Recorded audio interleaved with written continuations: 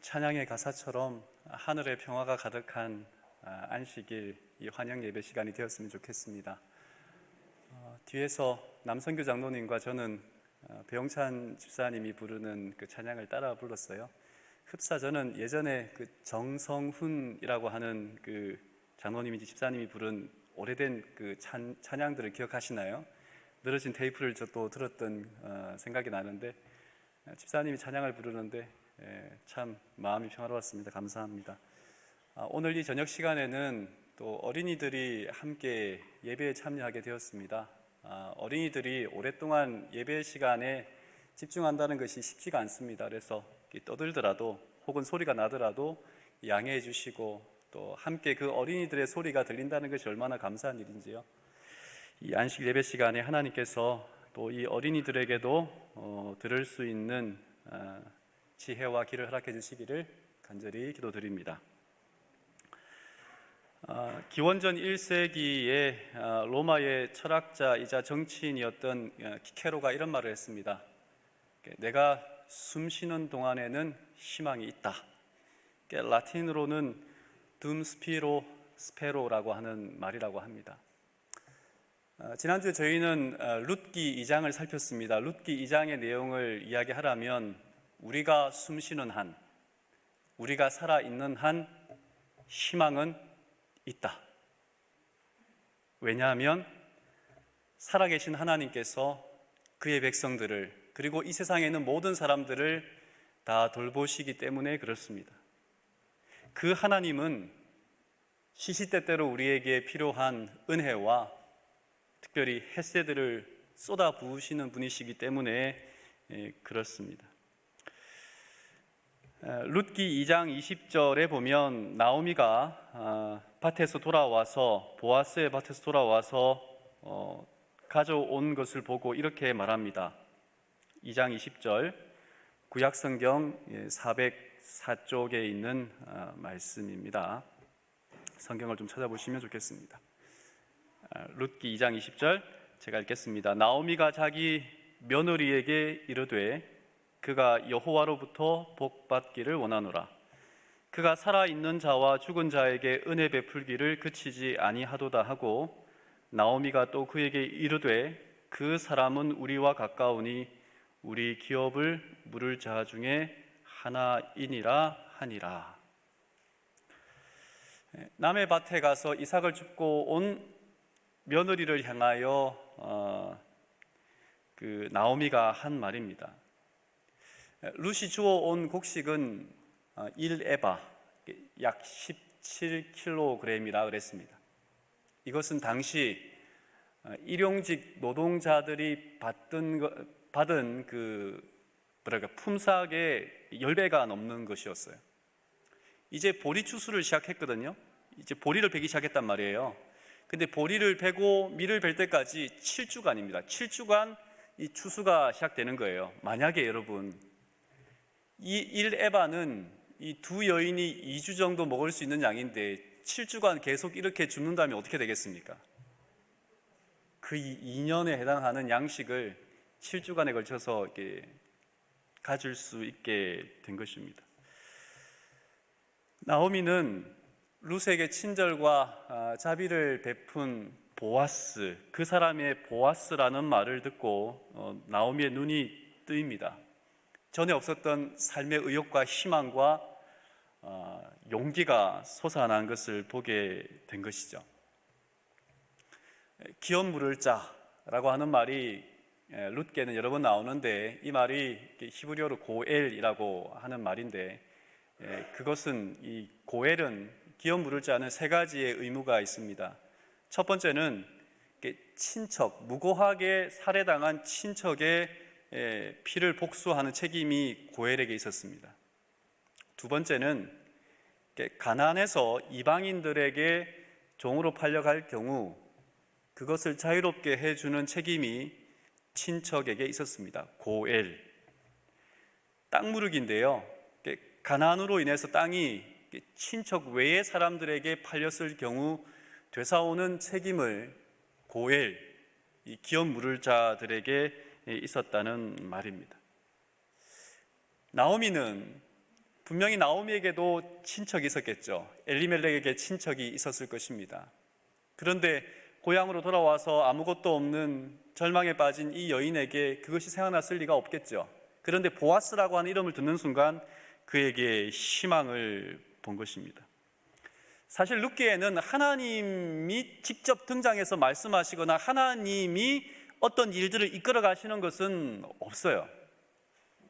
룻기에는 사람들을 통하여 하나님의 이름이 등장할 뿐이지 하나님이 직접 이렇게 말씀하시고 이끌어 가셨다라고 하는 이야기는 없고, 이 모든 일들은 분명히 그 가운데 중심에는 하나님이 계시는데 그것을 이끌어가는, 하나님이 분명히 등장하고 하나님께서 이끌어 가시는 것을 알겠는데 누구를 통해서 하나님이 이 모든 일을 이끌어 가신다는 것을 알게 되냐면 사람입니다.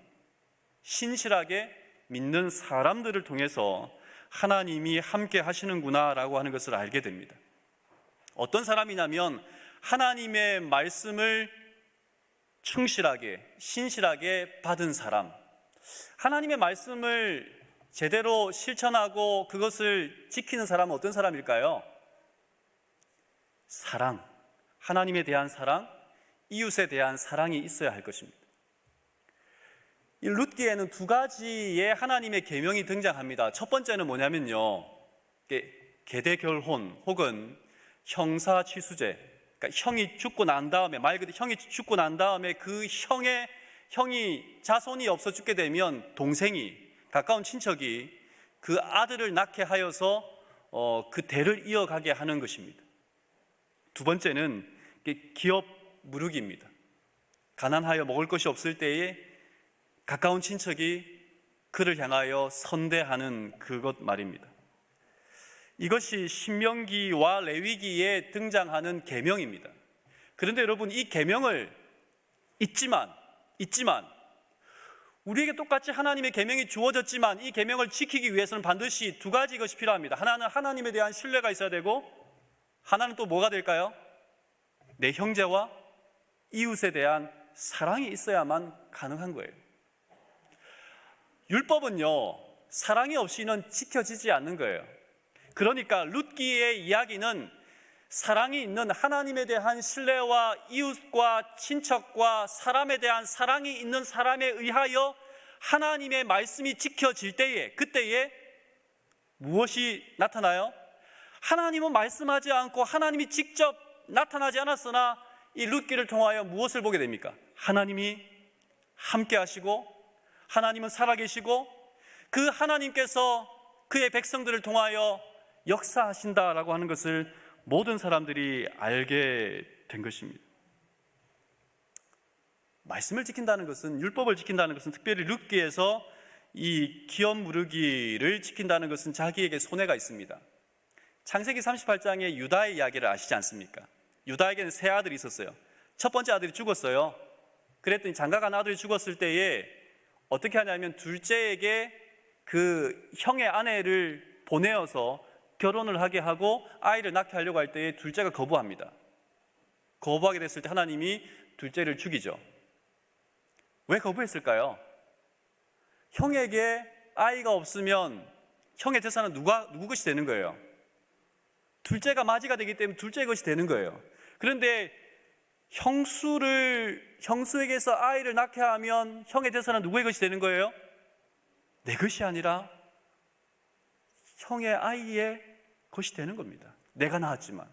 그러니까 욕심이 들어가고 사랑이 없으면 하나님의 율법은 지켜질 수가 없었습니다.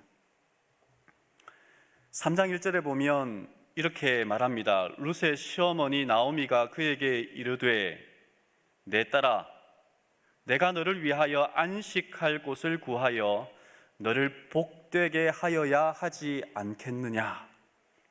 나오미의 모습이 굉장히 적극적으로 변합니다. 풀이 죽어 있었어요. 희망이 없었어요. 아무것도 없었습니다. 공허와 절망과 좌절 가운데 수동적으로 하던 그녀가 주도권을 잡고 그의 며느리에게 이야기합니다. 그리고 이삭 줍는 일을 했던 그 밭의 보아스를 생각하고 뭐라고 얘기하냐면 너를 위하여 안식할 곳을 구하여 라고 이야기하는 것이죠. 이 안식할 곳이라고 하는 이 단어가 쓰여진 이 히브리어는 이 창세기 8장 9절과 신명기 28장 65절에 기록되어 있습니다. 노아 때에 홍수가 왔고 홍수로 인하여 온 세상이 물로 가득 찼을 때에, 그리고 물이 감해질 때에 비둘기를 내보내잖아요. 그때 발붙일 곳, 이것이 안식할 곳입니다. 신명기 28장 65절에 보면 내가 평안함을 얻지 못하여 내 발바닥이 쉴 곳, 이것이 안식할 곳이었습니다.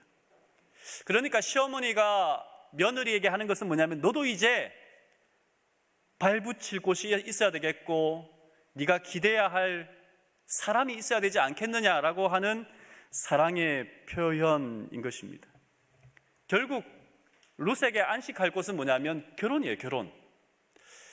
결혼해야 되지 않겠느냐라고 하는 것이 나오미의 이야기였습니다. 나오미는 룻기 1장에서 이제 모압에서 베들레헴으로 돌아오면서 그의 두 자부에게 이렇게 말을 합니다. 1장 8절, 룻기 1장 8절에 있는 말씀입니다. 나오미가 두 며느리에게 이르되 너희는 각기 너희 어머니의 집으로 돌아가라. 너희가 죽은 자들과 나를 선대한 것 같이 여호와께서 너희를 선대하시기를 원하며 여호와께서 너희에게 허락하사 각기 남편의 집에서 위로를 받게 하시기를 원하노라 하고 그들의 입맞춤에 그들이 소리 높여 울며 라고 이야기를 했습니다. 베들레헴에서 돌아올 때에 나오미는 그의 며느리들에게 뭐라고 하냐면 너희들도 남편을 이제 얻어야 되지 않겠느냐라고 이야기를 했던 거예요. 여러분, 많은 사람들은 이런 득담을 합니다. 좋은 말을 합니다. 그런데 이러한 것이 기도라고 한다면 그 기도가 이루어지게 하기 위하여 반드시 우리가 해야 할 일이 있습니다. 나오미가 네가 잘 되면 좋겠어, 남편을 구하고 너도 정말 사람답게 살았으면 좋겠어 라고 하는 그 말로 끝냈다면, 그것이 그의 기도였다면 글쎄요, 룻이라고 하는 여인이 어떻게 되었을까 하는 생각을 해보게 됩니다. 나오미는 계획을 세우고 그가 며느리들에게 바랬고 며느리들에게 이루어져야 하는 그러한 축복이 이루어지게 하기 위하여 뭐해요? 며느리를 내보냅니다. 보아스에게 가라라고 과감하게 내보내는 것입니다. 나오미는 하나님의 섭리라고 생각했어요. 하나님께 주신 기회라고 생각했습니다. 그래서 어두운 타작 마당으로 룻을 내려보낼 준비를 하고 있는 것입니다. 이런 점에서 우리는 뭔가를 원하고 바란다면, 기도하고 있다면 그것을 위하여 우리가 해야 할 일들을 해야 하는 거예요. 여러분, 만약에 제가 어느 나라로 선교사로 가겠다고 작심을 했어요. 기도했어요. 하나님, 제가 저기 어느 나라에 선교사로 가겠습니다. 그렇다면, 그렇게 기도하고 결심했다면 저는 무엇을 해야 되죠? 선교사를 가려면 그 나라의 말을, 그 나라의 문화를 배우고 익히고 그곳에 갔을 때에 최대한 빨리 그 나라의 말과 문화를 익힐 수 있도록 애를 써야 되는 거예요. 있는 곳에서. 그런데 노력은 하지 않고 그곳에 선교사를 가서 제가 하나님, 모든 사람들을 하나님 앞으로 나오게 하는 역사함을 저에게 주시옵소서라고 기도한다면 이런 사람을 통하여 하나님이 역사하실 수 있을까요? 나오미의 이야기를 통하여 하나님을 믿는 사람들이 어떻게 살아가야 하는지, 기도하는 사람들이 어떻게 해야 되는지에 대하여 우리가 살펴보게 되는 것이죠. 3장 2절입니다. 네가 함께 하던 하녀들을 둔 보아스는 우리의 친족이 아니냐. 친족이 아니냐. 나오미가 룻을 보낼 때에는 친족에게 가라라고 이야기했어요. 그런데 룻이 보아스에게 갔습니다. 보아스에게 가서 9절입니다. 3장 9절. 이르되 내가 누구냐? 보아스가 누구냐라고 이야기해요. 그랬더니 룻이 대답하되 나는 당신의 여종 룻이오니 당신의 옷자락을 펴 당신의 여종을 덮으소서. 이는 당신이 기업을 물을 자가 됨이니이다 하니. 기업을 물을 자. 시어머니는 친족에게 가라 그랬고 룻은 기업 물을 자에게 갔습니다. 가만히 이 이야기를 살펴볼 때에 나오미는 룻이 결혼했으면 좋겠다라고 하는 마음으로 보아스에게 보낸 거예요. 그러니까 이 말의 뉘앙스를 볼 때. 그런데 룻은, 며느리는 단순히 어떤 사람을 만나서 자기의 행복을, 자기의 팔자를 고치고자 하는 마음이 아니라 무너진 어머니의 집을, 죽은 남편의 집을 일으킬 마음으로 기업 물을 자를 찾아간 거예요. 그러니까 시어머니는 며느리에게 사랑을 하라고, 가정을 일구어라고, 네 살 길을 찾으라고 보낸 건데, 며느리는 어떤 마음으로요? 죽은 남편의 가정을, 무너진 시어머니의 희망 없음을 채워주기 위하여 애쓰는 모습을 보게 되는 것이죠.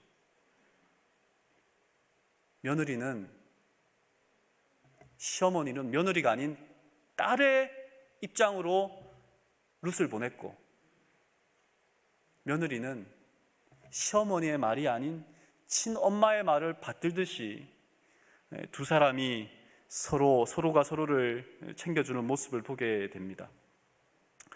5절에 있는 말씀입니다. 룻기 3장 5절, 룻이 시어머니에게 이르되 어머니의 말씀대로 내가 다 행하리이다 하니라 라고 이야기를 합니다. 타작마당으로, 우리가 잘 아는 것처럼 타작마당으로 내려갑니다. 그런데 이 타작마당이라고 하는 것은 굉장히 위험한 곳이었어요. 한밤중에 다닌다고 하는 것 자체가 위험한 일이었습니다. 그리고 두 번째는, 타작마당은 그 당시 남자들이 추수할 때에 음행을 즐기기에 아주 이렇게 과한 어떤 범죄 행위가 일어나는 곳이 가나안의 타작마당이었습니다. 한참 후에 호세아에서도 그렇게 이야기를 합니다. 9장 1절에. 세 번째는, 만약에 이 일이 보아스가 받아들이지 않으면 룻은 음행한 여인으로 몰려서 죽을 수도 있는 그런 입장이었어요. 그러니까 보아스가 거절하면, 나 너 싫다라고 말하면 이 여인이 괜히 엄한 사람, 남자를 유혹했다라는 누명을 쓸 수 있었던 것이죠. 룻기 3장의 이야기를 좀 간략하게 살펴본다면 이런 내용입니다.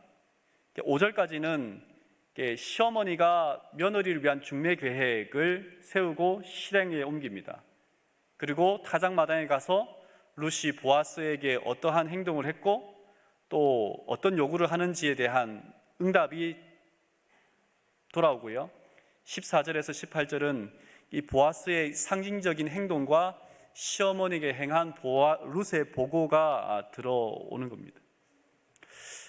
근데 이 가운데 10절, 보아스에게 청혼을 해요. 청혼을 할 때에 이 청혼을 받은 보아스가 3장 10절에 이렇게 말합니다. 그가 이르되 내 딸아 여호와께서 내게 복 주시기를 원하노라. 내가 가난하건 부하건 젊은 자를 따르지 아니하였으니 내가 베푼 인애가 처음보다 나중이 더하도다. 그리고 이제 내 딸아 두려워하지 말라. 내가 내 말대로 내게 다 행하리라. 내가 현숙한 여자인 줄을 나의 성읍 백성이 다 아느니라. 10절의 말씀은 간단하게 말하면 룻의 행동이 네가 젊은데 나이든 나에게가 아니라 더 젊은 사람들에게 갈 수 있었겠다라는 생각을 보아스가 한 거죠. 왜냐하면 나오미도 알고 보아스도 아는 것은 뭐냐면 룻에게 가장 가까운 친척이, 엘리멜렉에게 가장 가까운 친척이 이 보아스가 아니었습니다. 더 젊은 사람도 있었다는 말이에요. 그런데 룻은 보아스에게 갔습니다. 이 말은 정확하게 말하면 자기의 행복이 아닌 시어머니를 위하여 헌신하는 모습이 보아스에게는 보였던 거예요. 그런 보아스가 룻을 향하여 현숙한 여자라고 이야기를 합니다. 현숙한 여자. 현숙한 여자가 어떤 사람인지를 잘 보여주는 것이 잠언 31장의 내용입니다. 잠언 31장에 있는 내용을 보면 현숙한 여인을 가정을 꾸리고 지키기 위하여 주도적으로 헌신하는 여인을 현숙한 여자라고 잠언 31장은 이야기를 했습니다. 수동적인 삶이 아닌 적극적인 삶의 자세를 가진 사람 말입니다. 그리고 그러면서 하나님을 믿는 사람. 폴 틸리라고 하는 철학자, 신학자라고도 할 수 있고 철학자라고 하는 사람이 믿음은 존재의 용기다라고 하는 말을 했습니다.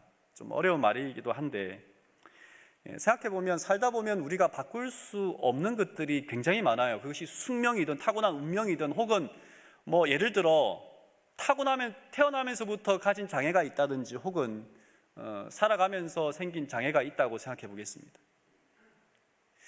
이것에 대하여 어떤 사람은 원망할 거예요. 내 부모가 혹은 그 사고가 혹은 그 일이 아니었다면, 그 사람이 아니었다면 라고 원망하며 살아가는 사람이 있을 겁니다. 그런데 그 자체를 받아들이고 그 자체를 받아들일 뿐 아니라 그렇다면 나는 어떻게 살아가야 할까 생각하고 계획하는 것이 진정한 믿음의 용기다라고 이야기를 하는 것이죠. 여러분, 어떤 사람은 남은 가졌으나 내가 가지지 못한 것을 불평불만하면서 원망하며 살아가는 사람이 있습니다. 그런데 어떤 사람은 그것이 내 삶이기 때문에 그것에서 어떻게 조금 더 내가 피해를 보는 사람이 아니라 적극적으로 살아갈 수 있을까 고민하는 사람이 있죠. 페니 크로스비라고 하는 사람이 있습니다. 이 사람은 미국 사람인데요. 태어난 지 6일 만에 의사의 그 실수로 시각장애인이 됩니다. 평생 앞을 보지 못하는 장애인으로 살아가요. 95세까지 살았거든요. 그녀가 말하기를 앞을 보지 못했기 때문에 그는 하나님을 바라볼 수 있었다라고 이야기합니다. 근데 여러분, 이 사람은 이 찬미가 작사 작곡을 많이 했는데 이 페니 크로스비의 찬양곡을 우리 찬미가 있는 곡을 찾아보면 이만큼 들어 있습니다. 뒤에 이게 가장 많이, 제가 찬미가를 오늘 뒤지면서 보니까 가장 많이 작사한 이 노래가 이 페니 크로스비의 노래입니다.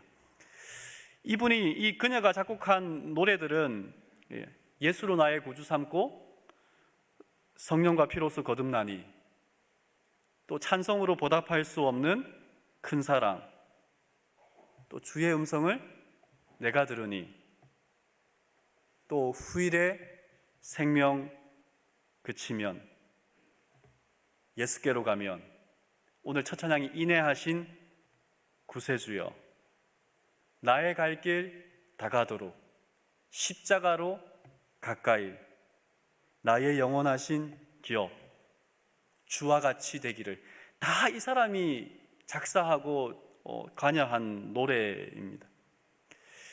그녀가 90세 되던 해에 이 페니의 간증 중에 이런 말이 있었다고 합니다. 가슴이 터질 것 같았던 많은 슬픔들이 내 인생의 여정을 가로질러 왔습니다. 그러나 주님이 보내주신 두 천사, 곧 자비와 진실은 오랜 삶 가운데에서도 결코 부족하지 않게 하셨습니다. 그때마다 주님의 뜻을 구했습니다. 그리고 내 뜻을 버리고 주님의 뜻을 따랐습니다. 바로 그것이 나의 단순한 삶이 지금까지 인도될 수 있었던 유일한 길이었습니다. 기자가 물었대요. 당신은 맹인인데 어떻게 그렇게 행복할 수 있냐고. 당신의 눈을 멀게 한 그 의사가 원망스럽지 않냐라고 이렇게 물었답니다. 그러자 페니가 손을 저으며 이렇게 말했대요. 나는 그 남자에게 나쁜 감정이 없습니다. 그리고 페니의 할머니는 나를 의자에 앉혀놓고 하나님께서 내게 가장 좋은 것을 주시겠다는 약속을 가르쳐 주셨지요. 결국 그분은 그렇게 하셨습니다. 주님은 보이지 않는 나를 사용하셔서 그분의 뜻대로 하신 거랍니다. 만일 당신이 나보다 더 행복한 사람을 찾았다면 그 사람을 보여주세요. 내 행복의 잔은 사랑하는 주님의 은혜 가운데 항상 넘치고 있어요. 우리는 하나님께서 그의 자녀들에게 인애 베풀기를 그치지 아니하는 그 하나님에게서 용기와 희망을 얻어야 합니다. 룻기가 오늘 우리에게 주어진 그 메시지는 어떠한 순간에도 하나님은 그의 백성을 잊지 아니하시고 어떠한 순간에도 하나님은 그의 백성들에게 자비를 베푸시며 어떠한 순간에도 하나님은 하나님을 믿는 사람을 통하여 그의 축복을 흘러 넘치게 하신다는 그 사실입니다. 여러분, 그 도정환 국회의원이기도 했고 시인인 이분이 쓴 그 담쟁이라고 하는 시가 있지 않습니까? 담쟁이 아시지 않습니까? 저것은 벽, 어쩔 수 없는 벽이라고 우리가 느낄 때 그때 담쟁이는 말없이 그 벽을 오른다. 우리는 때때로 자기 힘으로 어찌할 수 없는 낭만과 좌절의 벽 앞에서 절망하고 포기하고 울고 원망하고 누군가를 향하여 희망이 없다고 그렇게 좌절할지도 모르겠습니다. 그런데 룻이 보여준, 나오미가 보여준 하나님을 믿는 이 두 여인의 삶은 어떤 삶이었습니까? 하나님께서 우리에게 주시는 희망을 붙들고 그것을 향하여 그들이 할 수 있는 최선의 것을 하고 난 다음에 뭐 하는 거예요? 하나님께 맡기는 거예요. 하나님께 맡길 때 여러분, 만약에 보아스에게 하나님께서 은혜를 베풀지 않고 보아스에게 하나님의 자비를 베풀지 않았다면 이 나오미와 룻의 집안을 위하여, 이 불쌍한 두 여인을 위하여 기업 무르기를 할 필요가 있었을까요? 형사치수제도를 취할 필요가 있었을까요? 없었어요. 자기에게 이득이 되는 건 하나도 없었습니다. 그런데 무엇했어요? 그 불쌍한 여인들을 향하여 하나님께서 보아스에게 자비를 부어주시니 그들을 뭐 할 수 없었어요? 품지 않을 수 없었고 사랑하지 않을 수 없었고 그들을 향하여 하나님의 은혜를 흘려내보내는 통로가 되지 않을 수 없었던 것입니다. 때때로 우리는 어려운 일을 당합니다. 절망을 경험합니다. 우리가 서 있는 이 땅은 말입니다. 만약에 여러분, 제가 이 단상 위에 여기에 또 단이 하나 있어요. 설교자가 설 수 있는 단이 있는데 만약에 이 설교자가 선 이 단 그것만이 여기에 있고 나머지가 이 단이 전부 다 낭떠러지라면 제가 여기에 평안히 서서 설교할 수 있을까요? 없을 거예요.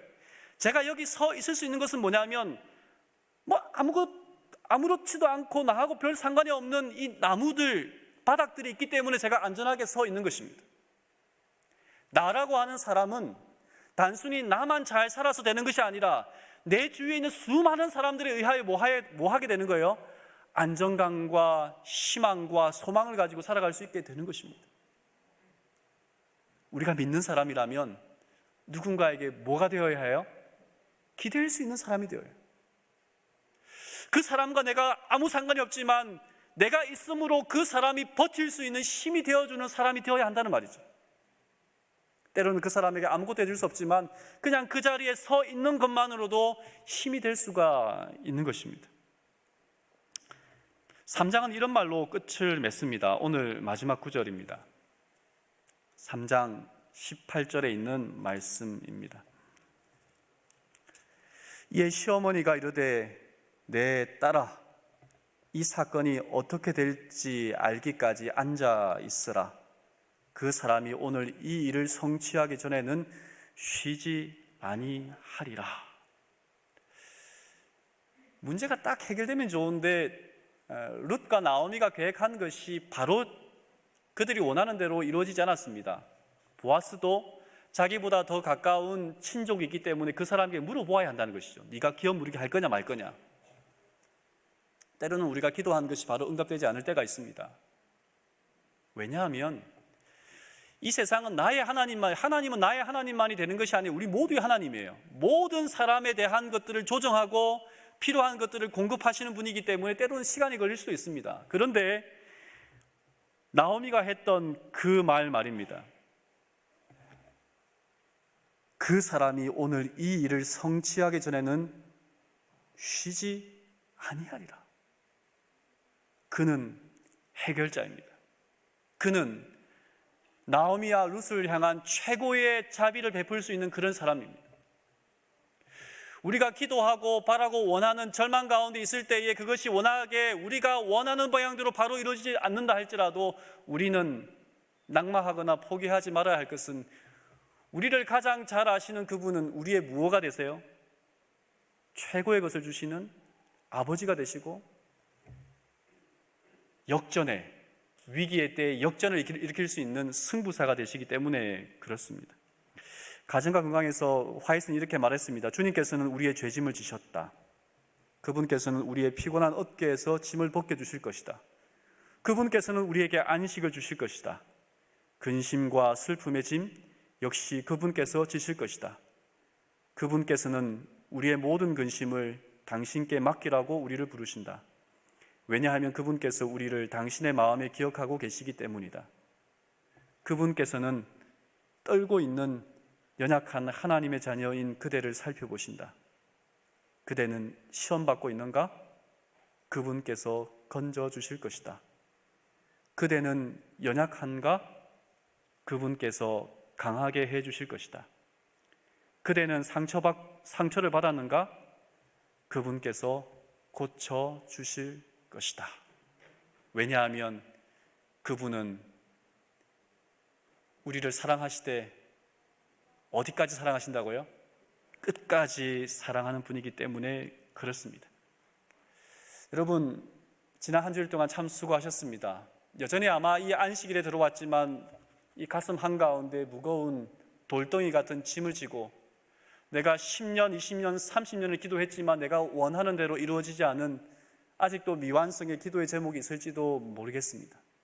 분명한 사실은 하나님께서 우리를 사랑하시기를 그의 독생자 예수 그리스도를 십자가에 달려 돌아가시기까지 우리를 사랑하셨다는 그 사실, 그리고 그 예수님도 우리를 사랑하시기를 끝까지 사랑하신다는 그 사실에 희망과 용기를 가지고 이 안식일에 하나님 저에게 주실 은혜를, 또 내가 받은 은혜를 누군가에게 흘려보내는 사람이 되게 하여 주시옵소서라고 하는 기도와 결심과 또 이에 믿음의 예배의 가운데에서 하나님의 은혜가 넘치도록 일어나는 그런 안식일이 되기를 간절히 바라면서 말씀을 줄이겠습니다.